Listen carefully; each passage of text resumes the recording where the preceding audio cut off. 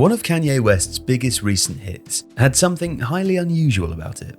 It starts with a chant by a group of Italian football ultras, and one particular group actually has writing credits on his recent album.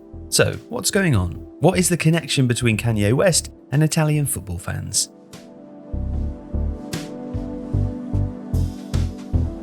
At the end of February 2024, Kanye West topped the US Billboard charts with the song Carnival. It was a return to the top of the charts for arguably one of the greatest rappers of all time, after years of controversy that had seen Kanye, now known as Ye, ostracized by the mainstream music industry. It's a long list of transgressions that include upsetting Taylor Swift, cozying up with Donald Trump, and white nationalist activist and media personality Nick Fuentes, and declaring "I like Hitler" during a podcast interview with far-right conspiracy theorist Alex Jones. His anti-Semitic comments in 2022 led to the termination of a highly lucrative merch deal with Adidas over his Yeezy trainers brand. Forbes estimated that the loss of the Adidas deal alone cost Kanye as much as $1.5 billion, and his music deals with Sony and Def Jam were allowed to lapse. And so Kanye went out on his own, returned to music, and emerged with a new album at the start of 2024 called Vultures 1. And Carnival, one of the lead tracks, begins with a group of men chanting.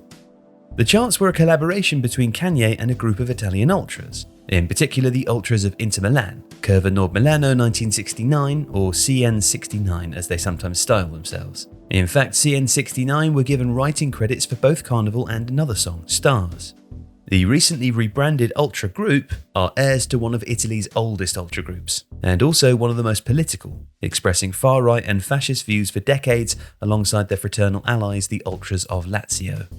Although you can trace the birth of the ultra movement back to Uruguay and Argentina at the very start of the 20th century and to Hajduk Split in 1950 in Europe, what we understand as modern ultra culture emerged from Italy in the late 1960s. AC Milan's Fossa di Leoni, formed in 1968, is often credited as the first official ultra group. Inter also have a claim thanks to the legendary Argentine coach Helenio Herrera, who arrived in Serie A in 1960. Herrera was a visionary. Such was his quest to eke out any kind of advantage, no matter how small, that he eventually turned to the curva, the Italian word for the stand behind the goal where the cheapest tickets can be found. After a successful spell coaching in Spain, experiencing La Liga's raucous crowds, Herrera wanted to harness the 12th man in the stadium. So, at his urging, Inter's president, Angelo Moratti, invested in forming an organised supporters group called Il Moschettieri, the Musketeers, who would travel to away games and lay the foundations for the ultras that would come. In 1969, Inter's fans formed their first ultra group, Boys SAN, a far-right group who've dominated the San Siro's Curva Nord ever since. Ultra culture flourished in Italy and spread to the rest of the world, and Inter's ultras built a reputation for the finest tifos, loudest chants, and best choreography. It also cultivated a reputation for violence and extreme far-right politics. Inter's ultras had a long-standing friendship with Lazio's, based on their shared far-right worldview.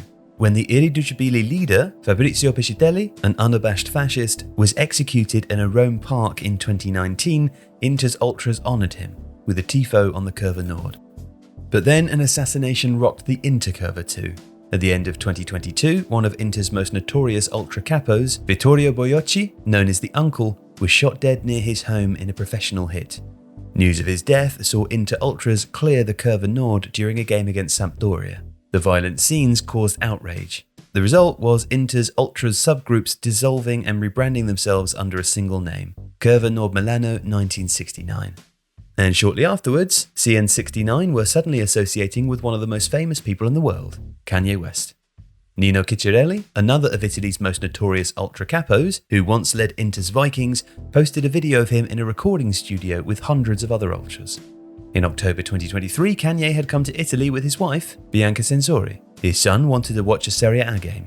Richard Santoro, one of Kanye's Italian advisors, told the music website Rocket.it that Inter were not playing the weekend he was there, so Kanye's family watched Genoa versus AC Milan instead. Santoro said, after the match, Kanye was really impressed by the passion of the ultras, with the choreography and the smoke bombs. Kanye had been planning to perform at a comeback show at the 100,000 capacity RCF Arena in Reggio Emilia, near Bologna, and wanted the ultras there too. He called me back sometime later. He was still in Italy at Sting's Villa. He said, I really like the idea of the ultras. I'd like you to bring 2,500 fans on stage. In the end, the concert was cancelled, but Kanye didn't forget the Ultras and wanted them to perform on his new record. It turned out that two producers working on the record were into fans with connections in the Ultra scene. And so a call went in, and within a few days, C969 had gathered 200 Ultras. They came to the recording studio on January the 27th, 2024 and recorded 5 tracks, 2 of which ended up on the record, Carnival and Stars. A few weeks later, Kanye saw the Inter Ultras in action at the San Siro himself. He turned up at the Champions League last 16 match against Atletico Madrid, which Inter won 1-0, dressed all in black with black gloves and a black hood that completely covered his head. After the match, Kanye performed at a concert at Milan's Forum of Assaggio. It had been announced that 500 Ultras would take to the stage with him and sing Carnival, but the deal collapsed the day before and Kanye took to the stage without them, wearing the same black hood that he'd worn at San Siro. If you like this video, please consider subscribing to the channel. The Athletic is home to some of the world's best sports journalists, including David Ornstein, Daniel Taylor, Ollie Kay, Amy Lawrence and Rafa Honigstein. With the latest transfer news and insight on every Premier League football story that matters, theathletic.com puts you inside football. And you can try it for free now for 30 days. See the link in the description.